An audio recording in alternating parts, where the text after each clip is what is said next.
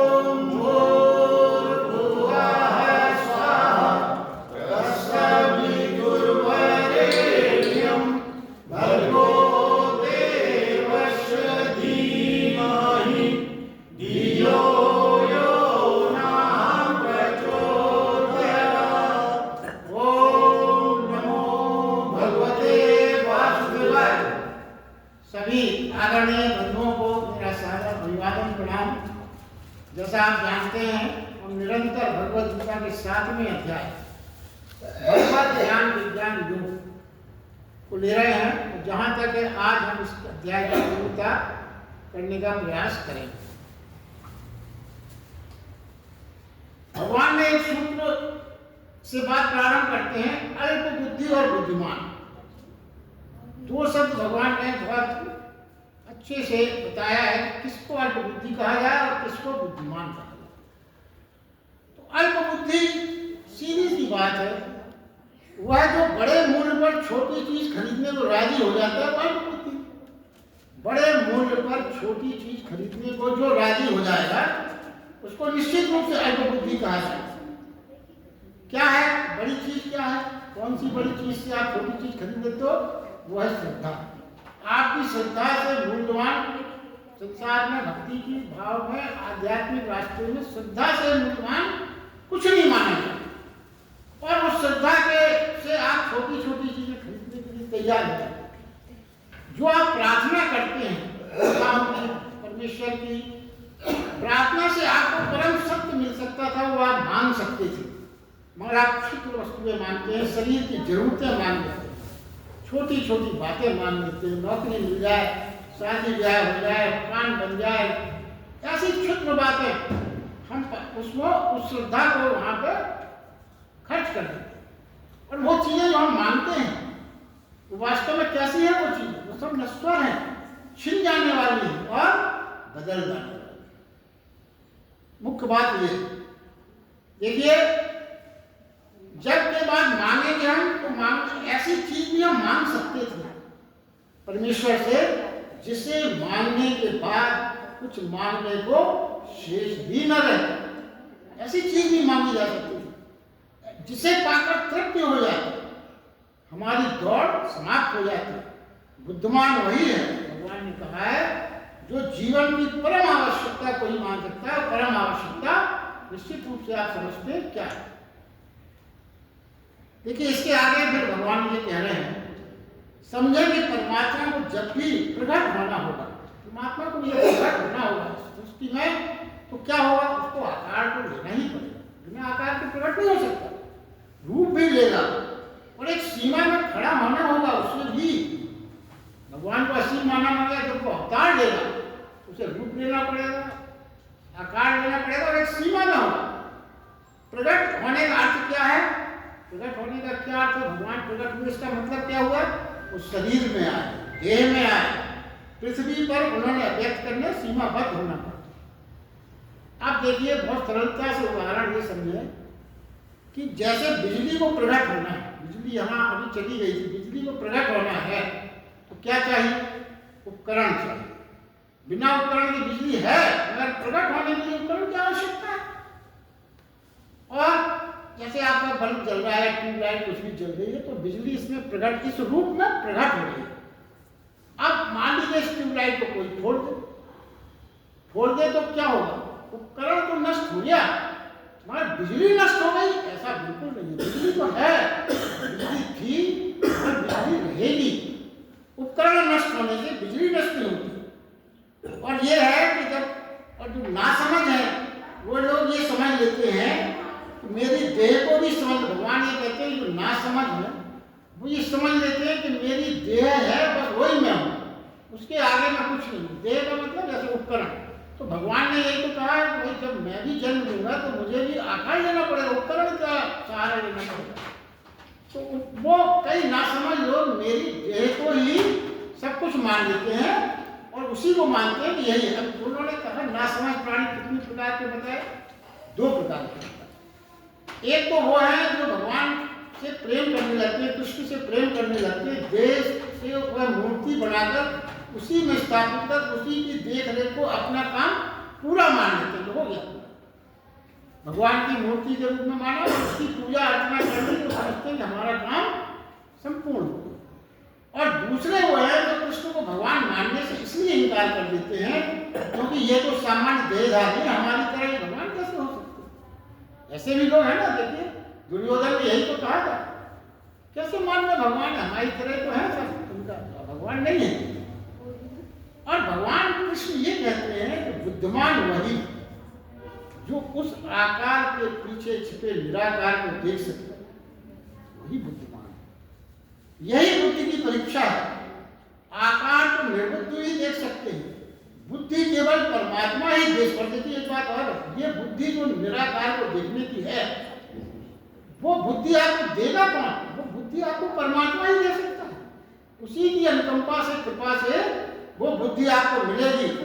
और देखिए क्या है, भगवान ही दे सकता है, बाकी आप अपनी वसीयत से संसार के सारे संसाधनों को, अपने बच्चों को, अपने परिवारजनों को दे सकते हैं, मगर बुद्धि नहीं दे सकते। आप कोई भी, आप देखिए कोई भी चरित्रवान हो, बहुत ओजस्वी वक्ता हो, बुद्धि से श्रेष्ठ तो वो, उसके बाद 4-5 मकान हो, प्लॉट हो, तो वो वसीयत में क्या लगेगा, ये मकान मैंने इसको दिया, ये प्लॉट मैंने इसको दिया। मगर ये लिखने की परंपरा नहीं है कि मैंने जो बुद्धि और तप मैंने जो पाया वो मैंने अपने इस बच्चे को दिया, उस बच्चे को दिया। ऐसी वसीयत संभव नहीं। इसलिए भगवान ने कहा कि बच्चे हों आपके या कोई हो, बुद्धि तो परमात्मा की कृपा से ही उसको मिलेगी, आप कुछ नहीं कर सकते। अब देखिए सामान्य सा उदाहरण है, महात्मा गांधी शरीर का व्यक्ति, आप उसकी क्या व्याख्या करें। वह उनका लड़का मुसलमान हो गया था, मांस मदिरा और सारे कुकर्म मुस्लिम थे। क्या भगवान, मतलब महात्मा जो थे अपने गांधी जी, वो भी अपने बच्चे को कुछ ना दे पाए। तो बुद्धि देना तो परमेश्वर की कृपा से ही। अब देखिए इस अरूप को कैसे खोजे। भगवान ने ये तो कह दिया कि जो रूप आप देख रहे हो उसमें जो अरूप है, निराकार भाव है, उसको खोजो। खोजे कैसे? कहने से तो नहीं हो जाएगा कि साहब खोजें, कैसे खोजें? उसका गीता में हर चीज बताई गई, बशर्ते कि आप उसको ध्यान से समझें और उसको फॉलो करें। सरल विधि ठीक ये है कि सबसे पहले उस अरूप को अपने भीतर खोजने का प्रयास करें। अपने हम दूसरों के पास जाकर अरूप खोज पाना प्रारंभ में कठिन होगा। दूसरों में अगर आप अरूप खोजना प्रारंभ करेंगे तो बहुत कठिन हो जाएगा, असंभव हो जाएगा। तो सबसे पहले आप जैसे पौधे को जब अंकुरित होता है ना, तो उसकी देखरेख करना पड़ती है। तो सबसे पहली देखरेख क्या करना पड़ेगी? आपको अपने अंतस की ही देखरेख करना पड़ेगी। सबसे पहले उस अरूप के दर्शन का प्रयास आप करें, कहाँ? अपने भीतर। आंख बंद करके भीतर देखने का प्रयास करें। आंख बंद करके अपने भीतर देखने का प्रयास करें। तो सोचें, क्या मैं शरीर से बंधा हूं? सोचें, क्या मेरी सीमा क्या है, कहां है? धीरे धीरे कुछ समय बीतने पर, कुछ माह बीतने पर, कुछ साल बीतने पर, कभी बहुत शरीर बड़ा प्रतीत होगा, कभी सूक्ष्म प्रतीत होगा। तो बिना घबराए आप उसी में भीतर जान लेंगे, फिर दूसरे के भीतर आप जान पाएंगे। निरंतर प्रयास करने से आपको अपने भीतर परमात्मा का आभास, अनुभूति धीरे धीरे होने लगेगी। जब आप ये मान के चलें कि मैं इस शरीर से बंधा हूं, इसका मतलब पहला अभ्यास यही है जो कई बार कहा गया। सबसे पहला हमको ये अभ्यास करना है मानने का कि मैं वास्तव में शरीर नहीं हूं। शरीर को मात्र से मैं निवास कर रहा हूं, और शरीर अलग है, मैं शरीर मैं नहीं। शरीर अलग, मैं अलग। इस भाव को जागृत आप अंतर्स में कर पाने में सफल होंगे। बहुत लंबे समय के प्रयास के बाद ये होगा। मगर आपको अनुभूति, अगर आप लगे रहेंगे कि कोई भी साधना है तभी होती है जब श्रद्धापूर्वक आप लगे रहें, लगे रहें, लगे रहें। और जरा भी आपकी अरुचि पैदा हो गई या जरा भी आपकी अश्रद्धा पैदा हो गई तो उस आपकी यात्रा में वहीं पर ब्रेक लग जाता है। श्रद्धा का मतलब यह है कि अविश्वास की तो गुंजाइश ही नहीं। विश्वास, जैसे पिछली बार इसी पे विश्लेषण था, श्रद्धा विश्वास नहीं है, श्रद्धा है अविश्वास का पूर्ण अभाव आना। इसलिए भगवान श्री जी कहते रहे हैं कि जब ऐसा अनुभूति होगी तो वही मेरा सच्चिदानंद स्वरूप है, वही है सच्चित आनंद। तीनों का वास है। और लेकिन यह केवल निराकार में ही मिलेगा, आकार में ये नहीं मिलेगा। सत्यानंद स्वरूप का जो आभास है वो निराकार में ही प्राप्त होगा। सत है अस्तित्व, सत जैसे सत चित आनंद। सत को क्या कहा गया? सत है अस्तित्व, एग्जिस्टेंस, और असत है आभास, दिखता है पर है नहीं। असत का मतलब है आभास तो करता है, दिखता है, मतलब है नहीं वास्तव में। चित्त का अर्थ है चैतन्य, कॉन्शियसनेस, और आकार दिए हुए जो चित्त है जो जड़ होगा वो उसमें चैतन्यता होने की संभावना है। सूक्ष्म में आपको व्याख्या की जा रही है। आकार खोजेंगे, अगर आकार में अगर आप खोजेंगे तो क्या मिलेगा आपको? सुख और दुख मिलेगा। आकार में सुख व दुख मिलेगा, पर निराकार में आनंद मिलेगा। और सुख में और आनंद में क्या अंतर है, इसकी व्याख्या कई बार हम बहुत विस्तार से कर सकते हैं, उसका आप चिंतन कर सकते हैं। देखिए, निराकार तो हर ओर मौजूद है, हर ओर मौजूद है, मगर हमारी आदत के कारण निराकार तो हर ओर मौजूद है, मगर हम अपनी आदत के कारण निराकार नहीं, सिर्फ आकार ही देख पाते हैं। हमारे अभ्यास है, हमारा अभ्यास क्या है? हमारा अभ्यास मात्र आकार देखने का, तो हम अपने आसपास सिर्फ आकार ही देख पाते हैं। श्री कृष्ण योग के सारे प्रयोगों की ओर इशारे कर रहे हैं। निराकार को जो देख ले, फिर उन्होंने स्पष्ट किया है, योग के सहारे प्रयोगों की ओर इशारे करके भगवान ये कहते हैं निराकार को जो देख ले वही बुद्धिमान है। जो आकार में निराकार के दर्शन कर ले बुद्धिमान नहीं है। आकार में ही उलझा रहा वो अल्प बुद्धि, जो खाली आकार में उलझा रहा वो अल्प बुद्धि है। मगर एक बात और, भगवान ने कभी किसी को पूरी तरह से रिजेक्ट नहीं किया। फौरन उन्होंने ये जोड़ा कि जो आज अल्प बुद्धि है वही कल बुद्धिमान हो सकता है। तो अल्प बुद्धि वाले अपने आप को बिल्कुल नेग्लेक्ट नहीं करें। गीता का यही एक विशेष बात, किसी भी जगह से आप अपनी यात्रा प्रारंभ कर सकते हैं। ये नहीं है कि वो ये कहें कि इस जगह हो, इस जगह से यात्रा नहीं हो सकती, कहीं नहीं कहा। आप अल्प देखिए, और कितनी सरलता से अपन इसको समझे। अल्प बुद्धि मतलब बुद्धि तो है, अरे अल्प है, और बुद्धि अगर है ही नहीं तो फिर बुद्धिमान होने का प्रश्न क्या? अल्प बुद्धि में ही गुंजाइश है कि वो एक ना एक दिन बुद्धिमान हो सकता है। पूंजी आपके पास थोड़ी सी भी होगी तो उसका निवेश अगर आप ठीक करोगे तो बहुत बड़े व्यापारी बन सकते हो। मगर पूंजी शून्य है तो आप शून्य में किसी का भी गुणा भाग करते रहो, शून्य ही रहेगा। इसलिए ये बात अपने आप सिद्ध हो जाती है।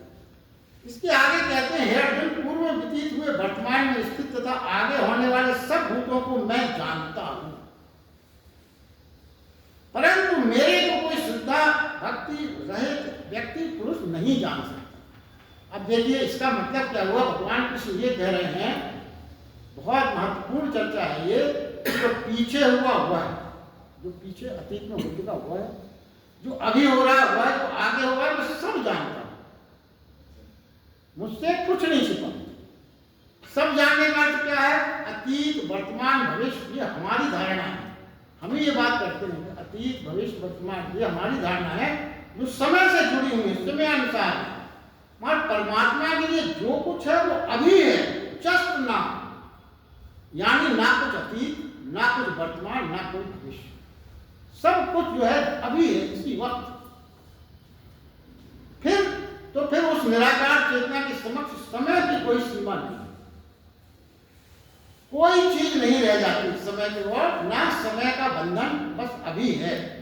अब देखिए ये आपको सुनने में लगा हुआ कि बड़ी कनिष्ठ बात कहते हैं, अब धीरे से उसका जो विश्लेषण होगा आपको पूरी बात बिल्कुल समझ में आ जाएगी। हम निरंतर कहते रहते हैं अपनी लाइफ में, डेली का अनुभव है, क्या कहते हैं? समय बीत रहा है, समय जा रहा है, समय काटे नहीं कट रहा है। ये सब हमारी रोज की बोलचाल की भाषा है।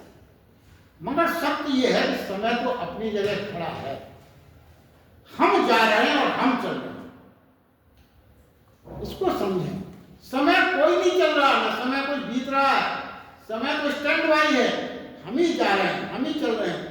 और देखिए सरलता से समझने के लिए, जैसे बच्चा जब कोई पहली बार ट्रेन में बैठता है तो क्या कहता है वो अपने बड़े जो साथ में, देखो पापा देखो मम्मी, पेड़ चल रहे हैं, नदी चल रही है, सब पीछे जा रहे हैं, मगर क्या होता है, ट्रेन चलती है आगे की ओर, लेकिन खिड़की से वृक्ष भागते दिखते हैं पीछे। ये सबने अनुभव किया है।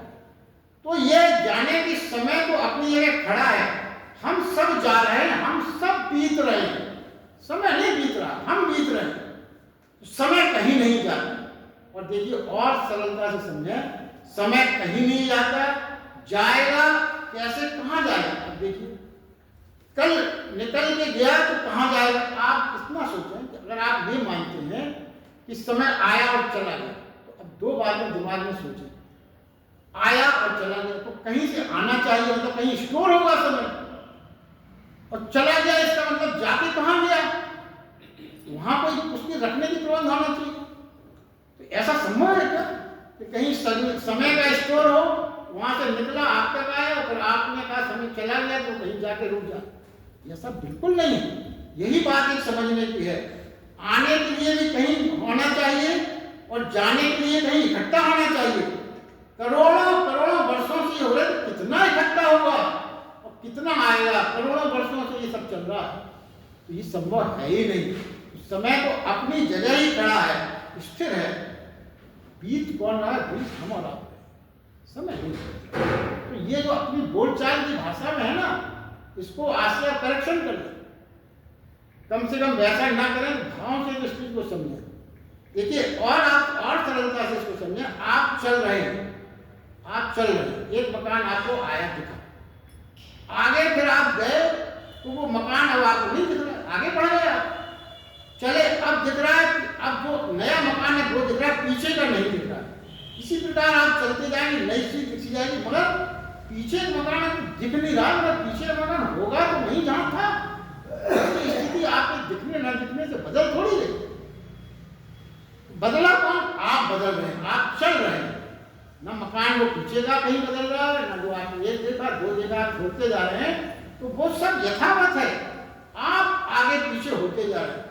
और सरलता से समझें, आप नीचे खड़े हैं, आपका कोई मित्र मान लीजिए पेड़ पे या छत पे, वो दूर से आती हुई कार को आपका मित्र देख पा रहा है, आपसे डायरेक्ट कार आ रही है, आप देखोगे नहीं दिखेंगे, मगर जब वो कार आपके पास आएगी तो आपको दिखने लगेगी। क्या फर्क पड़ गया, वो जो आपका मित्र था वो छत पे था, छत से उसकी देखने की परिधि ज्यादा थी, उसने देख लिया, इसलिए मगर आपको नहीं दिखा, जब आपके पास आएगा जब दिखेगा। तो इसका मतलब आध्यात्मिकता से अगर आप समझें इसी बिंदु को, जो अपन रोज अनुभव करते हैं, चेतना जितनी ऊंचाई पर होगी, चेतना जितनी ऊंचाई पर होगी, उतना ही अतीत वर्तमान भविष्य का फासला गिरता है। समझाने के लिए इतने उदाहरण इसीलिए दिए गए, जितनी चेतना ऊंचाई पर होगी, अतीत का वर्तमान का और भविष्य का फासला गिरता जाएगा। और भगवान कृष्ण की चेतना परम ऊंचाई पर, परम ऊंचाई पर, तो इसलिए उन्हें सब दिख रहा है, सब बुद्धों देख पा रहे हैं कि उनकी चेतना परम ऊंचाई पर। इसलिए उन्होंने कहा कि मैं, मेरे लिए सब अभी है, एक दृष्टि में सब दिख रहा है, अतीत भी दिख रहा है, वर्तमान भी दिख रहा है, भविष्य भी दिख रहा है, जो कुछ भी होने वाला है सब एक साथ दिख रहा है। और देखिए ये बात आप और समझ लें, जितना भी अपनी भारतीय संस्कृति में, सनातन धर्म में जो ज्योतिष शास्त्र की गणना है, वो सब इसी पे आधारित है। ज्योतिष में जो देखने, जिनकी चेतना बहुत थी वो देख लेते थे। हर कोई ज्योतिषी में आपको भविष्य और की बात नहीं बता पाता, मगर जिनकी चेतना उच्च स्तर पर है वो बता पाते थे। तो ज्योतिष की गणना इसी आधार पर। तो वास्तव में है क्या, भगवान कृष्ण ये कहते हैं, जो मूल बात है भगवान की समझाने की वो अब आई है। वो कहते हैं, तू सोच रहा है कि तू मारेगा, मैं तुझसे कहता हूं समय ने तो उन्हें पहले से ही मार दिया है, मैं उनकी लाशें देख पा रहा हूं, तू नहीं देख पा रहा। यही तो समझा रहे हैं, तू समझ रहा है कि मैं इनको मारूंगा, तो तू नहीं देख पा रहा है कि समय ने तो उनको पहले ही मार दिया है, मैं तो उनकी लाशें भी देख रहा हूं, तू नहीं देख पा रहा है। अभी कुछ दिनों के बाद तू भी देख लेगा। जैसे वो कार नहीं देख पा रहा था, ऊपर वाले ने देख लिया था। भगवान कहते हैं, मैं तो देख रहा हूं, लाशें इसी में पड़ी हैं, तुझे नहीं दिख रही, तो दिख जाएगा। यानी क्या है, विधि ने तो उन्हें पहले ही समाप्त कर दिया है, विधि ने तो पहले ही उन्हें समाप्त कर दिया है। तू तो निमित्त मात्र बन जा। मैं देख रहा हूं कि युद्ध होकर रहेगा, नियत है, पर प्रश्न ये नहीं है कि युद्ध हो या ना हो, प्रश्न ये है कि अर्जुन युद्ध में कैसे जाए। अगर सब कुछ नियत था तो अर्जुन को खाली वो आदेश कर देते हैं कि ठीक है तुम युद्ध करो, और अर्जुन को ऐसा था कि उसकी इच्छा होती है ना होती, भगवान कृष्ण का आदेश है वो तो मान लेता, मगर भगवान उसको दूसरी मनोदशा में लाकर युद्ध में उतारना चाहते। सारी गीता इसी का भाव है। वो सीधे सीधे युद्ध तो भीम भी कर रहा था, वो चाहते थे तो डांट के कह देते नहीं मेरा आदेश है, तो अर्जुन मान लेता, ठीक है कोई बात नहीं। और अर्जुन की मनोदशा भी बदल सकते थे, वो द्रौपदी का याद दिला देते और चीजें याद दिला देते, लाक्षागृह की याद, तो अर्जुन को भड़काया जा सकता है। जैसे आज की दुनिया में क्या होता है, कोई शांत चित्त व्यक्ति किसी से नहीं रहना चाहता है, पड़ोसी कुरेद की अपन बातें, तेरे लिए ऐसा कहा, वहां ऐसा कहा, तुझे याद नहीं है, तेरे साथ ऐसा किया, तो वो मतलब उसकी मानसिकता लड़ने की बनानी, सारा यही तो समाज में हर जगह ये देखने को मिल जाता है। एक पड़ोसन को दूसरे पड़ोसन से लड़ाना है तो कुछ ऐसी प्रक्रिया अपना दो, भड़का दो किसी बात से, कि वो लड़ाई हो गई। मगर भगवान किसी कैसी चाहते हैं, क्या चाहते हैं, परमात्मा के प्रति समर्पित होकर युद्ध करें, परमात्मा के प्रति समर्पित होकर युद्ध करें, अहंकार से भरा होकर युद्ध करे। ऐसा असली कृष्ण का सूचना है कि अहंकार से भरा होकर युद्ध ना करे। असली कृष्ण यही, कृष्ण कहते हैं मुझे सब दिखाई पड़ता है, लेकिन जो नहीं जानते उन्हें मैं बिल्कुल दिखाई नहीं पड़ता। आकार में कृष्ण मात्र सारथी के रूप में ही थी, आकार में तो मात्र सारथी के रूप में है, मगर वह निराकार है, जो देख सकते हैं उनके लिए वो परम पिता परमात्मा है। वैसे साधारण बुद्धि के लिए वो मात्र सारथी। अब देखिए आगे वो कहते हैं जिसने मन को निष्काम किया, पवित्र किया, पुण्यों को उदय किया, प्रत्येक कृत्य को प्रभु को समर्पित किया, ऐसा व्यक्ति ही मुझे उपलब्ध होता है। भगवान को पाना सब लोग बड़ा सरल समझते हैं, भगवान ने धीरे से इतनी बड़ी बड़ी शर्तें लगा दी है, तभी तो भगवान को पाना अत्यंत कठिन है। अब आप सोचे कोई ये 4 माला कर लिया, कोई हो गया, भगवान मिलना चाहिए, क्यों नहीं मिल रहा है, तो वो कुछ दिन बाद नहीं मिल रहा है, वो भी छूट जाता है, ये है। मगर वो कहते हैं जिसने मन को निष्काम किया, पवित्र किया, पुण्यों का उदय किया, प्रत्येक कृत्य को प्रभु को समर्पित किया। छोटे छोटे वाक्य मगर अगर गहराई से आप सब चिंतन करें तो बहुत बड़े सूत्र हैं ये। ऐसा व्यक्ति मुझे उपलब्ध हो सकता है। भगवान कह रहे हैं मेरी शरण में होकर जरा और मरण से छूटने की जो यत्न करते हैं वे पुरुष ब्रह्म को तथा संपूर्ण आध्यात्म को, संपूर्ण कर्म को जानते। देखिए एक जो गीता का बहुत महत्वपूर्ण, जिस पर पूरी गीता आधारित है, मेरी शरण में होकर, बहुत महत्वपूर्ण बात है गीता की। यह धर्म समस्त, ये सारे धर्मों का सार है इस छोटे से शब्द में, शरण में समाहित है सब कुछ, सारा धर्म, सब सारा अध्यात्म भगवान कहता है शरण में होकर, सब उसी में समाहित है। तो शरण का अर्थ क्या है? शरण का अर्थ है असहाय हो जाना, मेरे लिए कुछ, मेरे किए कुछ ना हो, मेरे किए कुछ ना होगा, मैं प्रयास सब करूंगा मगर मेरे किए कुछ नहीं, तुम्हारी मदद के बिना कुछ ना होगा, कुछ हुआ भी नहीं है, मैं ना के बराबर हूं। क्यों आप ना के बराबर? आप कहते मैं तो बहुत तीरंदाज हूं, मैं तो जाने क्या क्या कर लिए, मगर वो कहते कैसे कर लिया? आप ना श्वास पे आपका कोई कंट्रोल है, आप श्वास ले सकते हैं बिना प्रभु की? आप भूल जाए, एक बार मैंने ही कहा था अगर सारे काम भगवान कहते ठीक है तो अपने काम खुद करो, सांस भी खुद ही लो छोड़ो, तो आप किसी टीवी सीरियल देखने में इतने मस्त हो जाएंगे, सांस लेना भूल जाएंगे। तो बहुत से लोग तो ऐसे ही राम राम सब हो जाएंगे। मगर इसीलिए भगवान ने कुछ चीजें अपने कंट्रोल में रखी, उन्हें मालूम है आप नहीं कर पाएंगे। तो क्या है, ना श्वास आपके कंट्रोल में, ना रक्त संचार आपके कंट्रोल में, न पाचन क्रिया आपके कंट्रोल में है, ना वर्षा आपके कंट्रोल में। एक अज्ञान अनंत शक्ति सब कर रही है, फिर क्यों ना अनंत के चरणों में स्वयं को डाल दूं और ये कह सकूं कि तेरी मर्जी, एक बार भगवान की बात जरा समझे आप, एक बार अगर कोई पूर्ण हृदय से कह सके कि पूर्ण हृदय से कह सके कि तेरी मर्जी, तो जीवन के सारे तनाव दुख तत्क्षण विदा हो जाते। आप पूर्ण समर्पण भाव से तरह जरा बनाइए, कहिए सारे जितने तनाव हैं, सारे दुख हैं, सारी परेशानियां हैं, अगर आप उस तनाव और दुख में ये कह सके कि तेरी मर्जी, देखिए आप सारे दुख उसी क्षण विदा हो जाएंगे। सारे दुखों का कारण मालूम क्या है? जो हम तेरी मर्जी की जगह हमेशा मेरी मर्जी, मेरी मर्जी और के भाव में ही हम रहते हैं, और मेरी मर्जी के भाव में रहने वाला कभी सुखी नहीं रह सकता, हमेशा तनाव में है, क्योंकि मेरी मर्जी तो फिर मेरी मर्जी से चलेगा।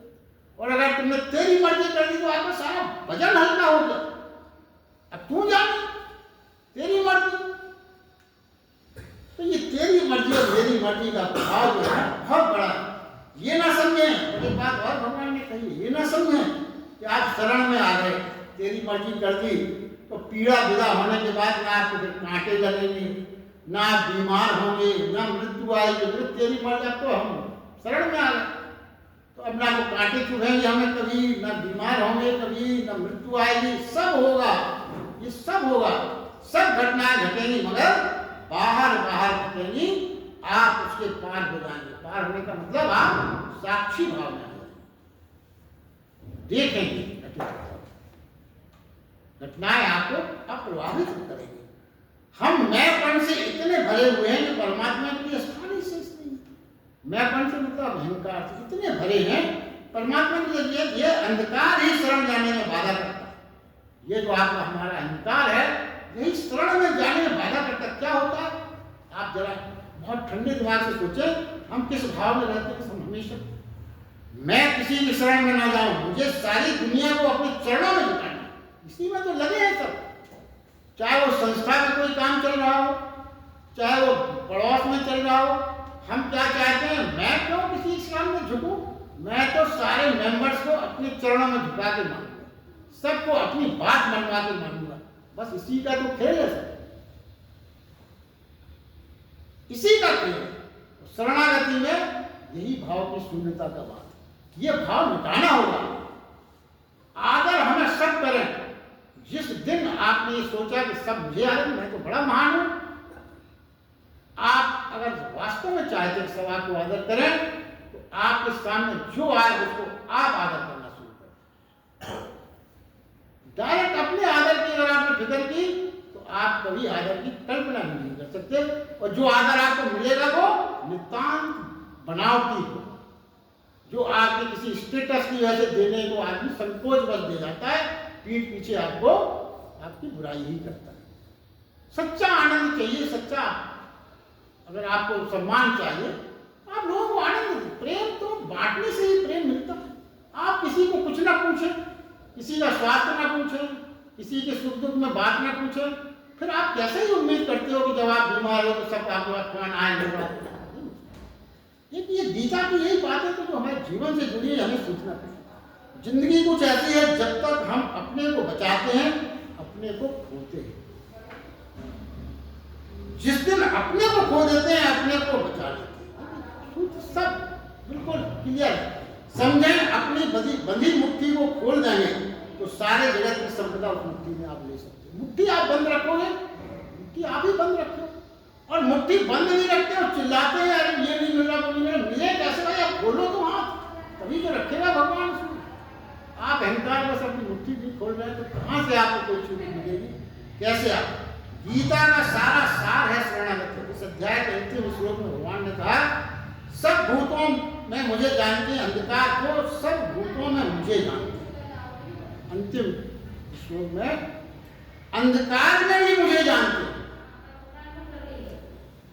और हमने सुना है परमात्मा आनंद में, प्रकाश में, जीवन स्वरूप में। हम तो यही समझते हैं ना, परमात्मा कहाँ है? आपसे कोई परमात्मा आनंद में है, प्रकाश में, जीवन स्वरूप में है, यही हमारी भ्रांति है। लेकिन वो कहते हैं जो मुझे सब में देख लेता है, प्रकाश में उसमें नहीं, जो मुझे सब में देख लेता है, यानी अंधकार में भी मुझे देख ले, जो दुख में भी मुझे देख ले, जो मृत्यु में भी मुझे देख पाता है, वही मुझे देख।